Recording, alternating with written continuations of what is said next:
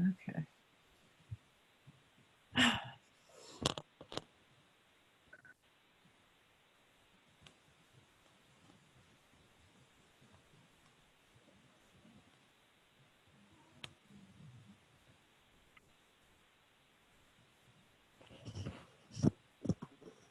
I have a question.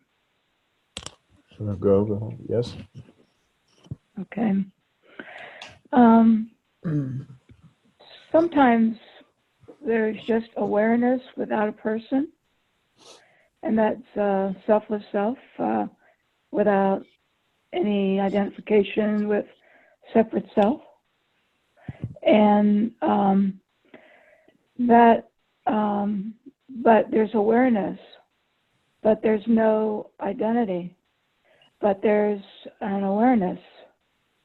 So when this body passes away, isn't that what's going to be?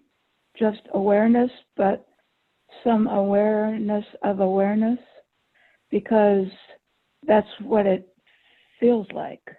Like when there's nobody, there's no Beth, but there's awareness without any identification with separation, but there's awareness.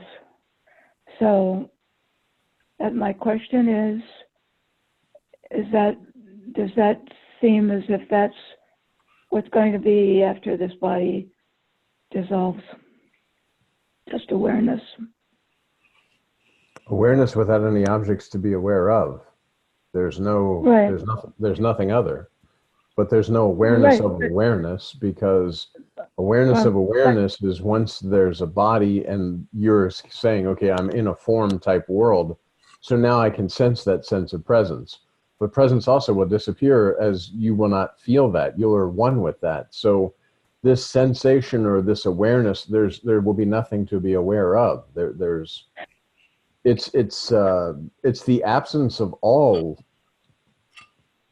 with nothing. There's no, and yet, as it says, birth was the kind of the dawning of the I am, and quote unquote death is the I am receding. But that one to whom the I am appears and recedes is your own selfless self. But there will be no awareness of this, because there won't be the illusory concept of otherness in which to compare. But when we have the experience while we're still in this body, yes, of that awareness, where yes, there's no separation, no identification.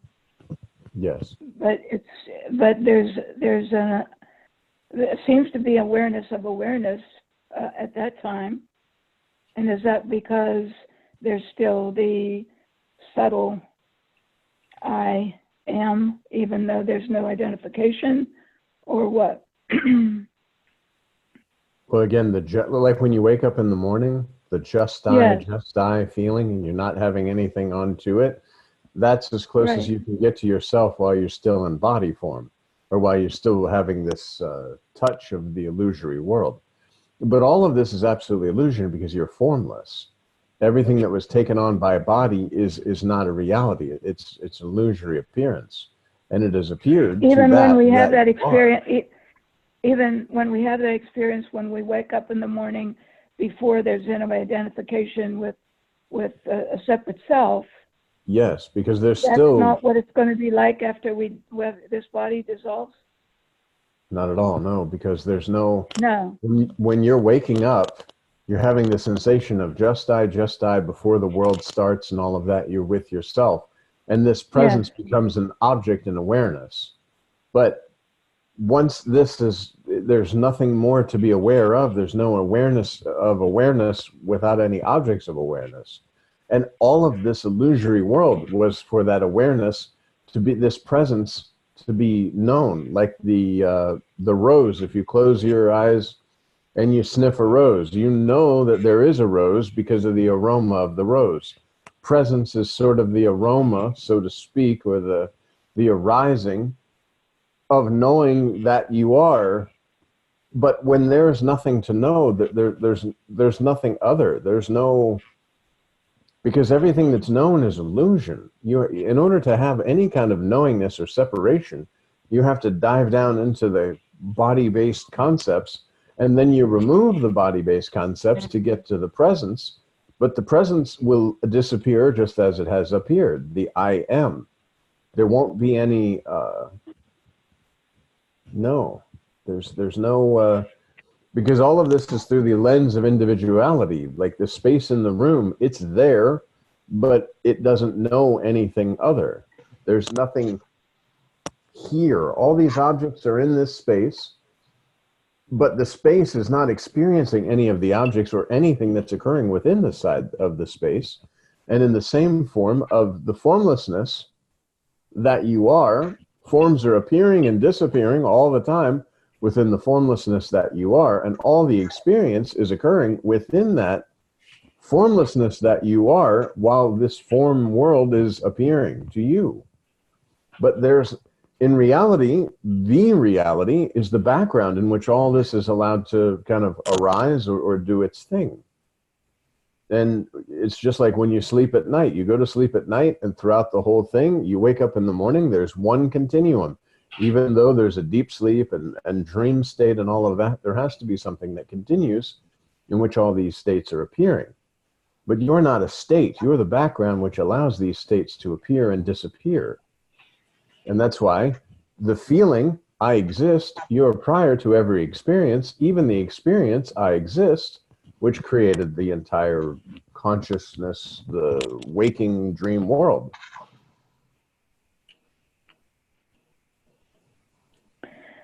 Well, when this body dissolves, then... Because the body never was.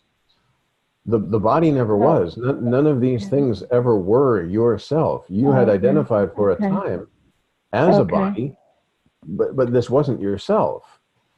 And which body? Like when that body dissolves, or when this one dissolves, or when that one dissolves, you're the holder of all these bodies. But it's all you.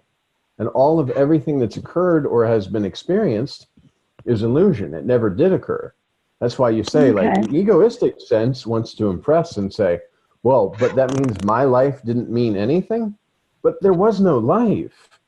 Like, the life was an appearance within the formlessness that you are for a time. That formlessness never was born and never dies. But also at the same time, when this form falls, it doesn't add to or subtract anything from that presence that you are.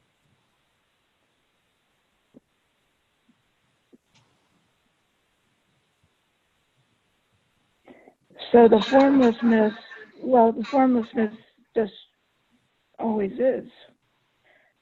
Yes. Yes. And then it expresses through the form type existence.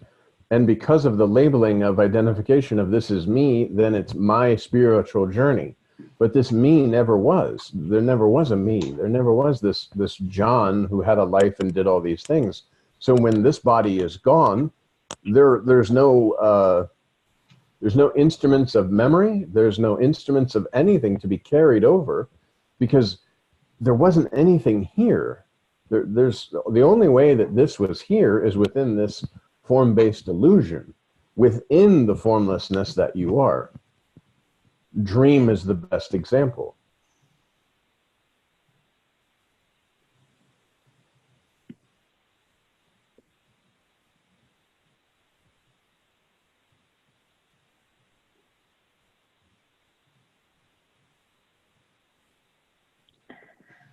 So what's it going to be like?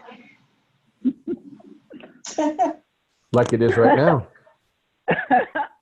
Well, you're unchanging. It's never changed. Yeah.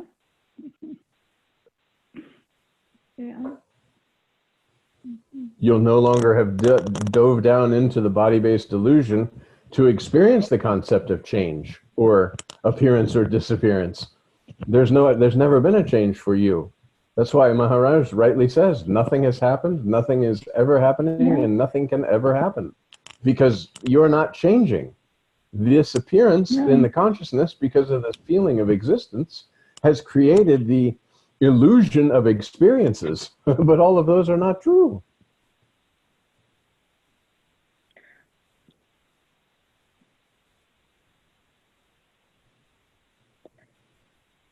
Well, what if there's still some identification as we die? I mean, as we just know yourself. What? I would say know yourself in a real sense. As you continue to sense that, like you're saying, you're aware of awareness without any objects in the awareness, even the objects of thought that are not appearing in awareness. So you just sit mantra until the mantra stops. That's it. And you will not, there'll be no knowingness of this, because this instrument, this is going to expire. It's going to wear out. As a matter of fact, when it was created, it had an expiration date on it sometime in the future. It's not meant to be an eternal form for you. So this form that you're using now will be discarded. Just like I'm sure you've had many cars in your life, and when they started to fall apart or whatever, you just tossed them and got a new car. Mm-hmm. And this is just an instrument that you're using for a time. And you're allowed to see basically this form world and experience, have the illusion of experience and the illusion of living a life just for whatever reason, who knows, it's all spontaneous, but that won't be, and that's not your natural state. All of this illusory experiencing and body forms and all this, that's not your natural state. You're able to get in touch with your natural state or get in touch with your selfless self using the human body, because you're able to discern the difference between what is real and what is illusion. And now, of course, if you're remaining with your selfless self, you do that very quickly. You know, anything that's happening, you can sit and just briefly say, okay, the formlessness that I am in which all of this is occurring, how is it affecting me? There's no effect. Because you need a mind to impress on you that you're an object in this formlessness that's going through these different things. And okay, there may be a body that's going through these different things, but you know that you're not experiencing. Just like in a dream. Ranjit Maharaj says a very nice example. If you get drunk in your dream, you're just doing shots of whiskey in your dream, this and that. When you wake up, you're sober. So, but it seems very real at the time, you know, but it has no effect on you whatsoever.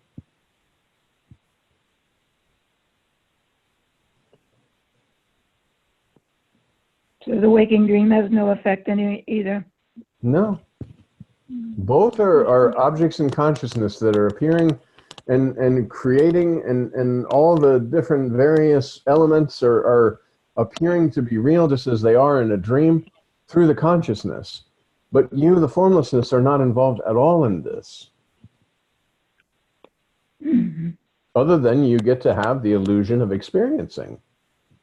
Because the space in the room couldn't experience unless it had the illusion of knowing its existence in this body form, and then it could impress the illusion of having an experience.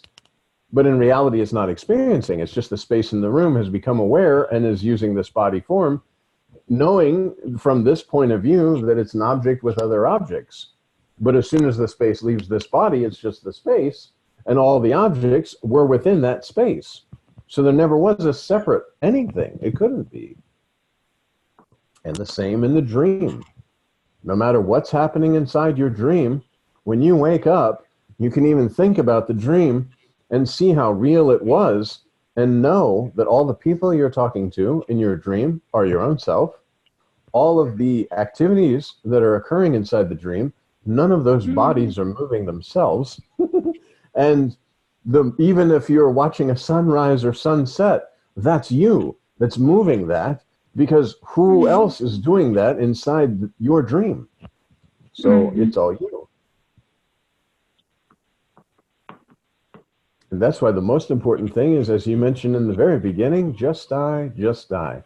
Remaining with that sense of presence, and not putting your attention on all the things that are kind of floating and passing by. Just remain, just die, just die. Because that's selfless self-intoxication. Yeah. what keeps you attached to the objects is the thought that they're real. I was reading that Yes. in the book. Siddha Rameshwar says that. He says what keeps us attached is the idea we accept that they are real. But once you Yes. see that those are not real, then there is not the attachment to it. Exactly. And once you know yourself in a real sense, those objects that are appearing cannot be real. Because you're this formless sense of presence in which all of this is appearing and disappearing. How can you attach to form when you know yourself as formless? Form and formlessness, they don't, you can't ever meet. How? You know? Like this bottle can never meet or merge with the space. It can't, because it's an object as a formlessness. It can't do that. So all of these things, you know yourself in a real sense, and it's just not true. How do you know it's not true? Because this body, that you are not body, you were not body, you're not going to remain the body, all the body knowledge and the body-based experiences were occurring inside the illusion of being the body that you are not. So they can all be discarded. Because without this body, you're not having any experiences.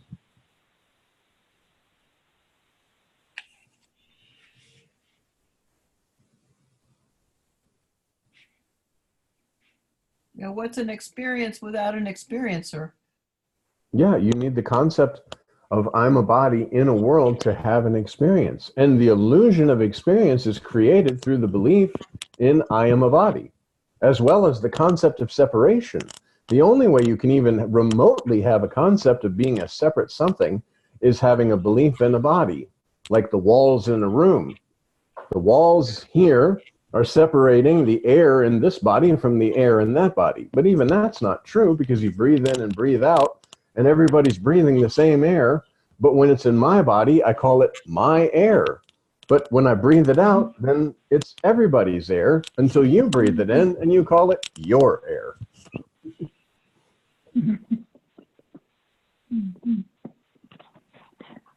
Concept of mind is an illusory concept.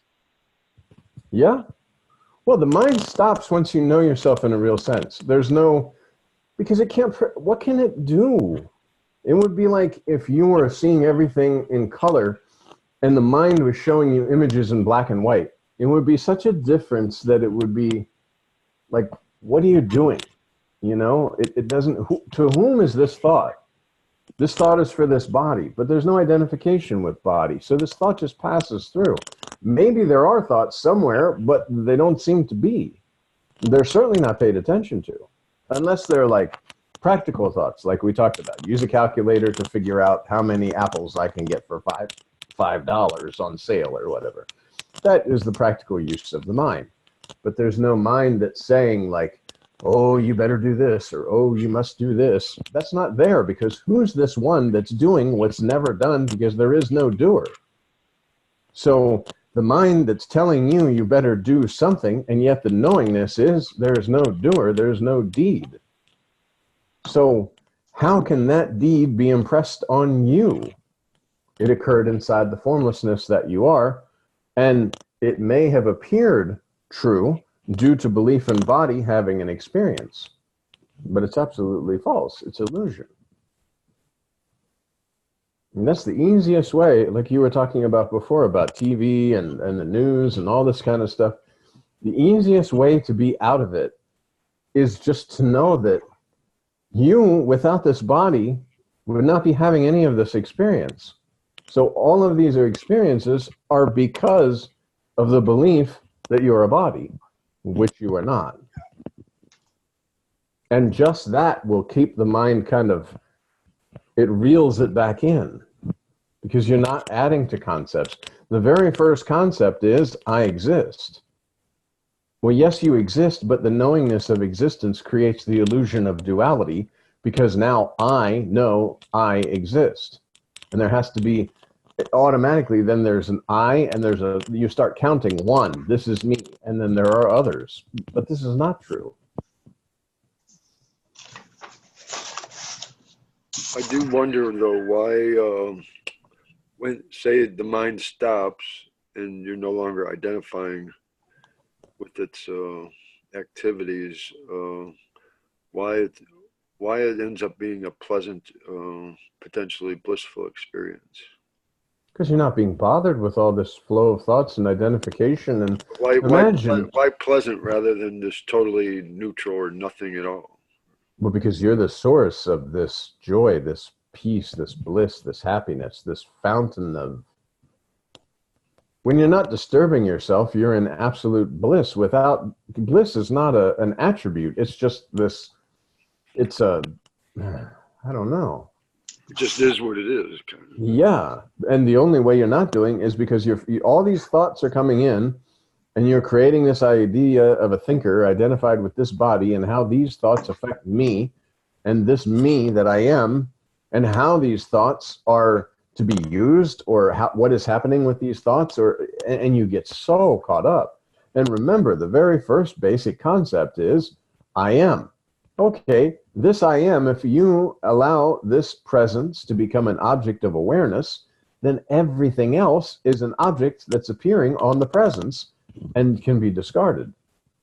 Your subtle I, just I, just I. All this is just coming and going and doing its thing.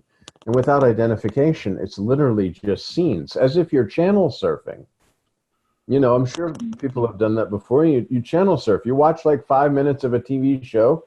You're not involved. You're not attached. You channel surf to another one. Watch maybe 5 or 10 minutes, even if it's very exciting. Okay, then you channel surf. That's the same thing. It's just scenes. In the moment, you do what needs to be done, and it's movement is occurring, and then you're out, and the scene's gone, and there's no impression of a timeline. Because there's no you in that timeline. Because when Nisargadatta says, or somebody might ask him, then what are you? What is it like? Sometimes he says it's, I am, I'm not sure if he says it exactly this way. I am the bliss in unchanging presence or something to that effect. Mm. But that when he's saying that, he's referring to what it's like to be without a body, it seems. So I mean, that's just an interpretation by me, but well, you're without a body, but you still have a body as an instrument. You can't get rid of this body. I mean, it's here. You know what I'm saying? You know that you're not this body, but you're holding this body. And that's why you have to take care of this body, just like you would your car or any other instrument, so that it performs for you and does these things. But at the same time, like just the other day, I was at the heart doctor, and they're laying down and putting this thing on my chest and all that. And I could hear the beating. And there was, even that was no kind of like, oh, that's my heart. It's like there's a heart beating. There was not even an identification with this beating heart. That's, you know, in the machine, you can hear it go boosh, boosh, boosh, boosh, boosh. And it was just, there's a heart beating. There wasn't even a pull of that's my heart. Your awareness is like totally detached in a sense, you could say. It's just because even speaking, there's speaking and listening, but there's only one doing all of it. You know, there's no, it's like... Another thing that Nisargadatta says that makes me wonder, and I suppose this could still be awareness of a subtle. I'm sure his awareness is to become more subtle as he's been free of identification and all this. But he's once or twice I read where he said that somebody asked him about deep sleep, and he said that he's aware even in deep sleep. Yes, because he's not a separate body form that's aware in deep sleep. There is awareness because there has to be, like you're aware, all these states are appearing on that awareness. It's not so much that you're aware of yourself in deep sleep. There is no self to be aware of. It's simply awareness in which the states of dream, waking, deep sleep, and all those things appear. So is he saying that by implication, or that, or Because is it you a fact know, no, that no, he's no, you aware? know yourself in a real sense. You're absolutely formless. All these experiences are occurring. They're all illusory experiences. This awareness of the presence and these states that appear on it are all in the illusion. They're totally not anything to do with you. This is just, you could say, like Maharaj has said before, I think, who it was, Alex, who told Maharaj, he asked him about sleeping, and Maharaj says, I don't sleep. And Alex said, now, wait a minute. We were just on this little journey together to this ashram, and I saw you sleeping. He's like, no, but I don't sleep. This body may close its eyes and all this sort of stuff, but this I that I am never sleeps because it doesn't have this experience. So that's, but that is also nothing. Well, that's yourself. I mean, the Self, nothing that's everything. The nothing in which all this everything has appeared for a time will disappear, and then the something will go back to nothing. But it's always nothing. that It's makes just it the sound like, appearance of something. makes it sound like the nothing is something. No, there's the appearance of something within the nothing. In other words, this is the example, knock, knock on the door. Who's there? Nobody's there. But somebody had to be there to say nobody's there. There had to be something to which this sense of presence or this I exist feeling appeared. If there was nothing, then there would be no appearance of I exist because there would be nothing to whom that would appear or to what that would appear. But So that's knock, not, knock on the door, nobody's there, or somebody's there. Or when you go in and we count the people that go across the river, they use this example too, and they count the 10 monks, and each one is counting, and they go, oh my God, we lost someone, they drowned. And they're sitting and they're having a nice funeral, and this sage comes up and he says, what are you doing? Oh, we lost one of our friends. We were 10 men and one drowned. And he goes and he gives each one a smack, and they realize there's 10 people. Because you forgot to count yourself. But you're always there. Otherwise, there can be no counting.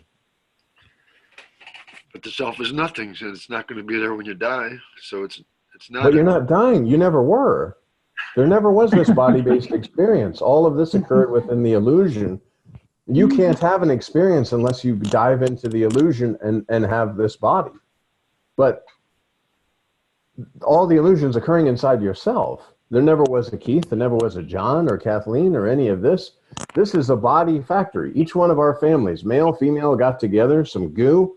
The goo grew, then got another male, female together, made some more goo. Goo grew, and you, the selfless self, the energy, the formlessness that you are, animated all this goo and said, this is my family.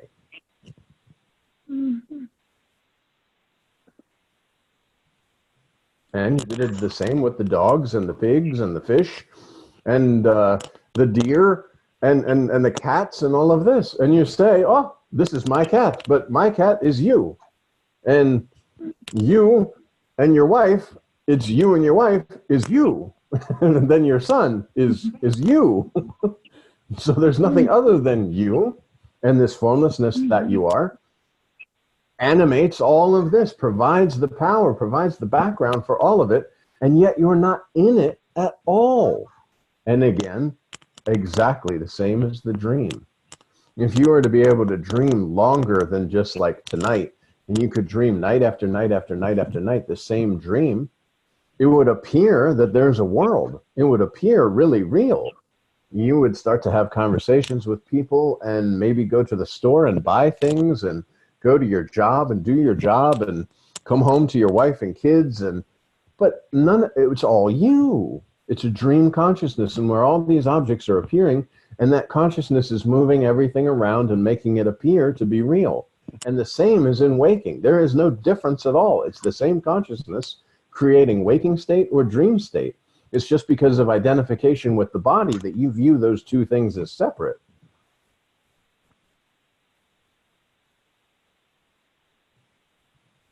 Yeah, isn't that because you can't get outside of your own perception or mind? It's like you, I can't get inside your mind, you can't get inside. So you have to be a character in my imagination in a way. Mhm. You know, there's no separate reality of you over there and me over here because Correct. you're appearing in my dream and I'm appearing in yours. I mean, it's a one-man show, basically, or one-woman show, whatever. It's formlessness appearing as men and women in one show. So, and the formlessness does all of this, but all of these body forms are just that. We talked about like the banana that stays out on the counter for too long. It rots and goes away, but it's not dying. It's just that it's no longer able to sustain the juice or the life force or whatever you want to call it. But there's nothing going anywhere. Nisargadatta Maharaj uses the lighter all the time. The lighter, boom, it's here. The I am, the consciousness and all this kind of stuff. And then it goes away. But it didn't die. And it didn't actually was born. And nothing that occurred within that fire or within that consciousness ever was. Because it appeared and disappeared. Yeah, like the tiger that was chasing you in your dream. He didn't die or get captured. He just never existed. Exactly. Mm-hmm.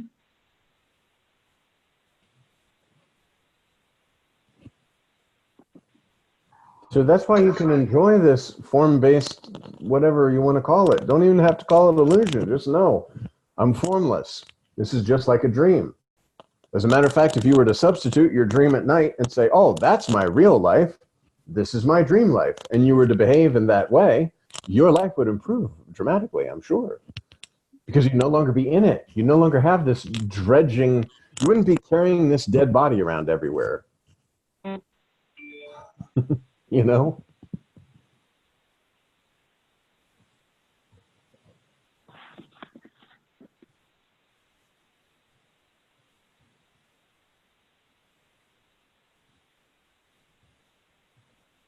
Yeah, I'm gradually seeing more that everything is made out of awareness or whatever, consciousness, whatever you want to call it.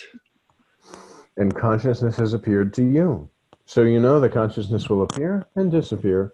And that you are is the only eternity, but there's nothing that will, eternity isn't even the right word because it's prior to time. There's nothing, there's no separation, there's no, and there never was. Never can be.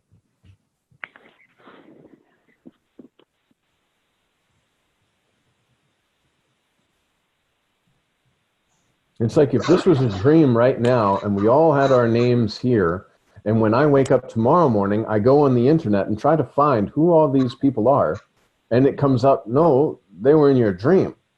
They weren't there. And yet here we all are, talking and conversing and sharing ideas and all this sort of stuff. But if you were dreaming at night and you woke up tomorrow morning, you couldn't research any of this. It would be a memory, fleeting for a moment, but even this will not be, because this memory needs some kind of instrument for memory. So you just pull away. Gradually, it's just, oh, okay. I'm no longer limited. That's why Nisargadatta Maharaj and Siddharmeshwar Maharaj and Ramakat Maharaj say that that's the most happy experience, is that like, as everything rolled up, you know, I exist, then I exist as this body, I exist as this body, now there's a world, now there's all this, now that it rolls back, you know, and you'll be able to witness this rolling back to the point where it finally rolls back of, oh, so that that's it. It seems like the good guys and the side for freedom wins. The side for unlimitedness wins. In a sense, it could look at it that way. Could interpret. Well, all of it's occurring inside consciousness. So nobody's ever. That's why the Bhagavad Gita is so special when it talks about you can go out there on the battlefield and do your very best. Don't take egoistic sense of I'm the greatest warrior, I'm going to kill a lot of guys. Just do your duty. Because there's no one dying, nothing is happening. This battle is not occurring and no one's being killed. And that's the absolute truth.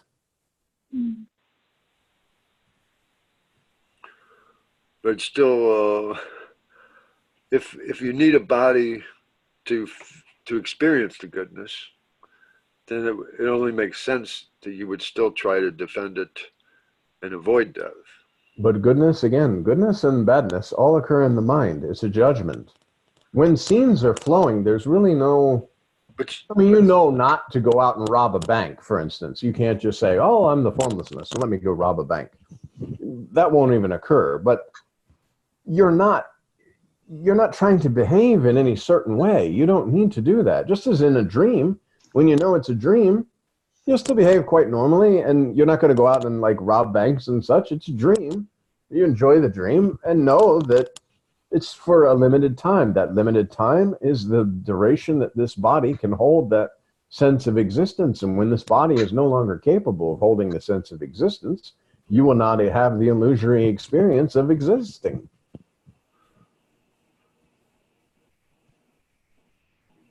Still, if the formless, selfless self is not itself, it's because it's selfless, so it's not even itself, I guess. No. They talk about selfless self because it's self without self. There is no self in yourself.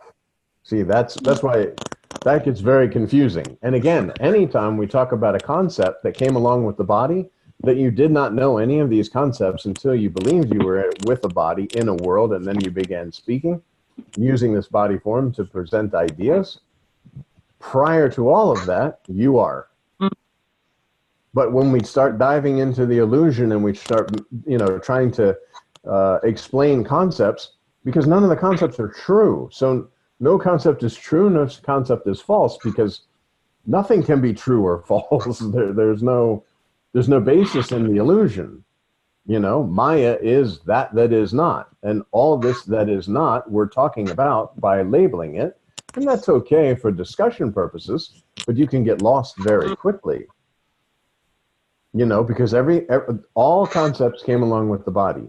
That's why you can also say, if I'm thinking about something, then I'm not truly yet convinced that I'm formless. Every time I sit there and I try to ponder something, I say, oh, wait a minute. It's only I'm trying to think this because I haven't yet convinced myself that I'm formless. I still believe that there's some benefit or some value to this form. And I just need more meditation. I need more mantra.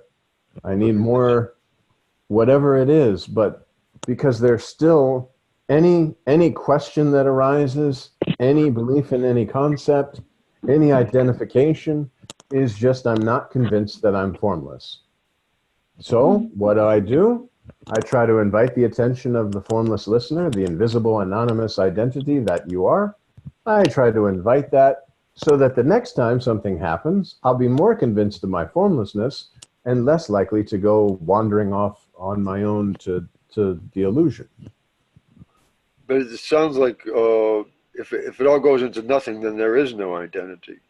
Period. Not even. Well, there never was. Like there never was. It's the totality that's limited itself for a time through this idea of being a body and seeing a world that this body is a part of, and seeing in this body as an object and other objects. All of that is the bubble of illusion, you see, because you're formless.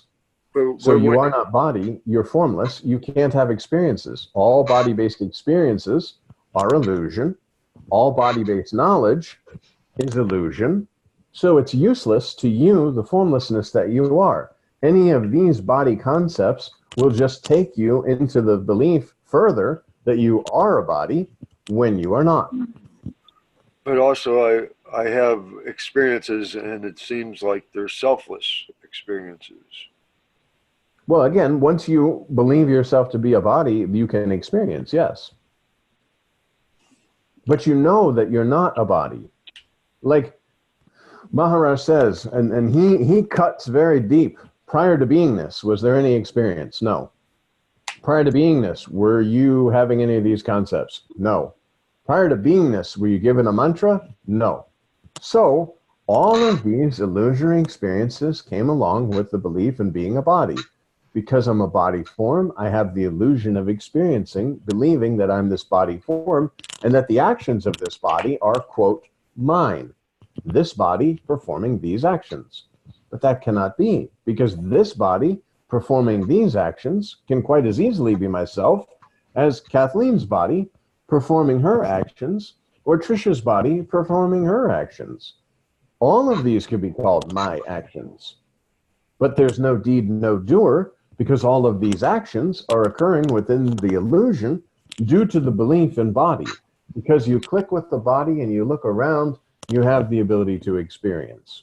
But your true nature, you are not body, and there is no experience. And that's while you're still having this subtle belief in body, that's how you can easily remove it. Because I am not body, I'm formless. All the knowledge that I've acquired using this body is actually completely useless because it's illusory knowledge that's only good within the illusory dream. And so if I acquire this knowledge and I think it's very wonderful that I'm very knowledgeable, I'm just as if I'm dreaming at night, I become a PhD and I wake up in the morning and I don't have a high school graduation. You see, because it's useless. I mean, it's nice within the illusory world, and as the time goes and you don't really have a choice, your body's going to fulfill its destiny, whatever that may be. You're going to move along with it, but now it's not bothering you because you know it's not your life. There is life occurring, there are scenes happening, and there's no commenting on what's happening, so there's no desire for it to be any different than what's happening, so there's no sense of being a doer that wants to do something other than what is happening. What do you mean by the body has its destiny? Well, it's going to do what it does. Like it just, I don't know. It's just like inside your dream, basically. Again, we go back to that. If you're dreaming at night, these dream characters are doing their thing. If you go to a playground, most likely in your dream, these kids will be playing on the playground. But there's no kids inside of those kids playing. It's just that the scene is created that these kids are on the playground. So their bodies are going through whatever they're going through because of the needs of the moment. Has no meaning. No, well, see, and that gets touchy because if you have even a hint of self left and somebody says your life is meaningless, they're liable to get very upset with you.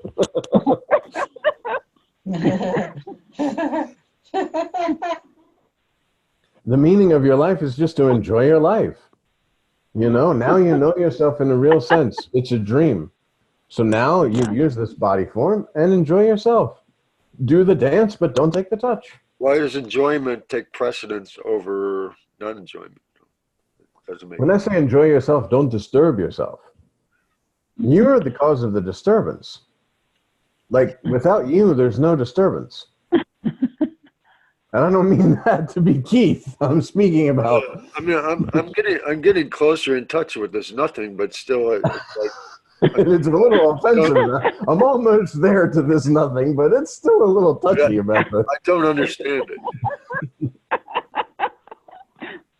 But no, the nothing is basically that all of the illusory experiences came along with the body. All the body knowledge was acquired with the body. But you're not body. You're formless. And all of this has been occurring inside yourself.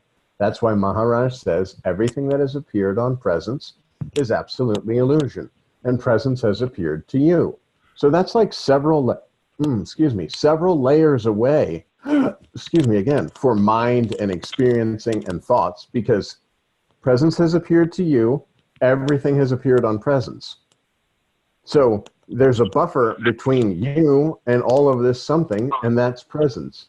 And presence itself is an illusion because you exist, but there's no knowing of this existence. There's no need to know you exist because you're all there is. But there's a beautiful sense of ease when you've experienced, when you are aware of that.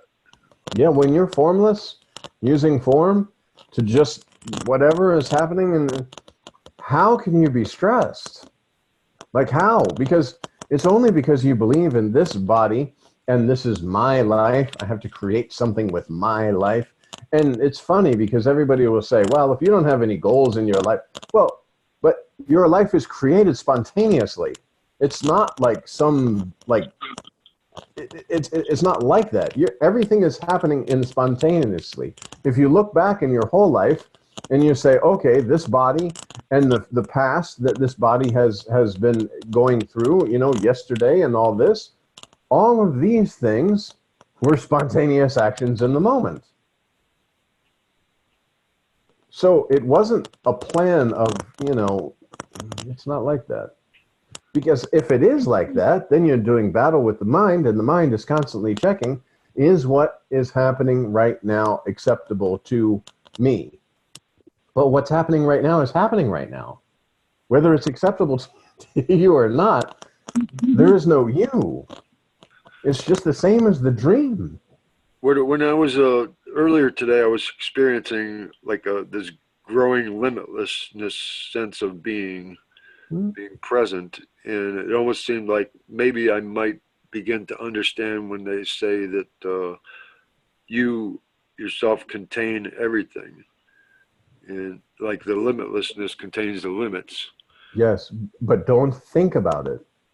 See, that's the nice thing. If you walk outside, you feel right away a sense of expansion because you've been in your house, let's say, and you just see the walls. You walk outside and there's immediately a sense of expansion, but don't label that.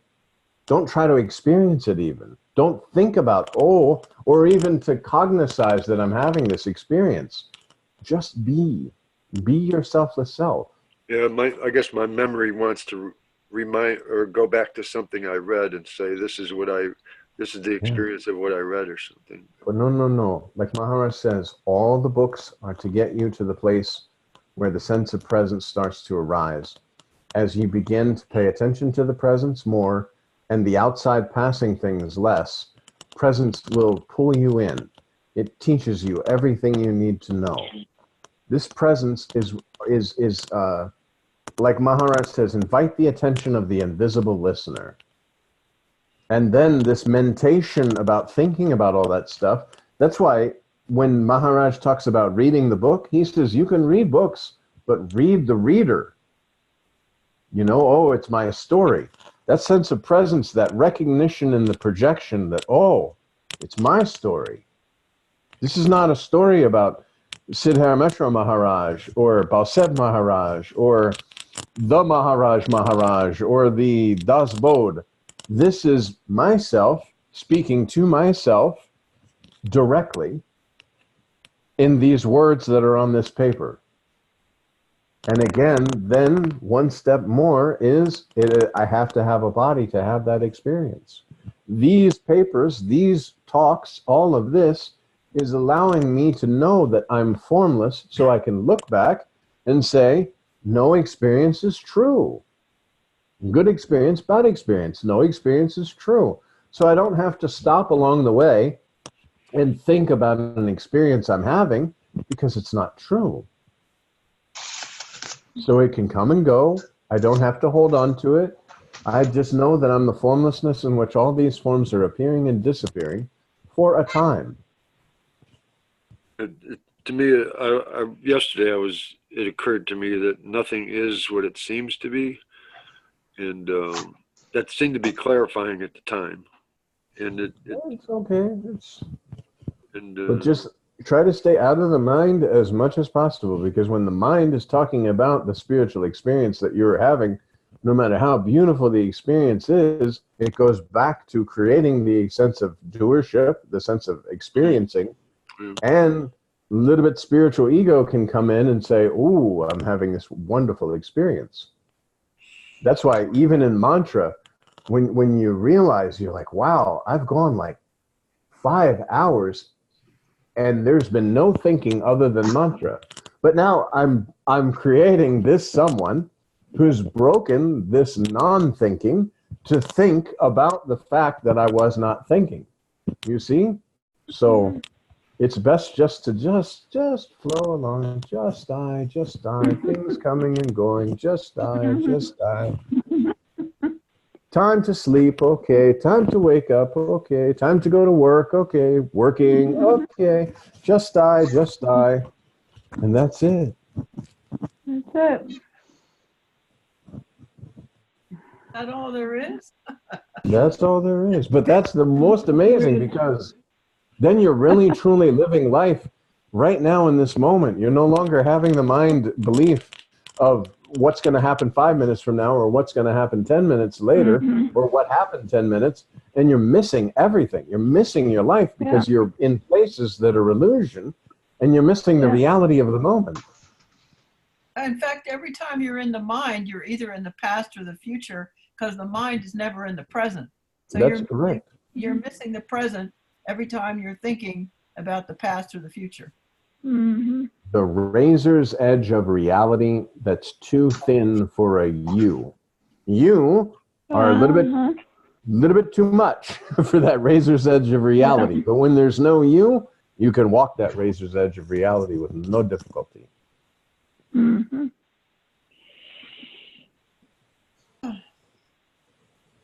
Well, John? Oh, it's almost, wow, it is time already. See? This experience has come and gone. Thank you, everyone. Thank you. Thank you, John. Bye. Bye. Bye.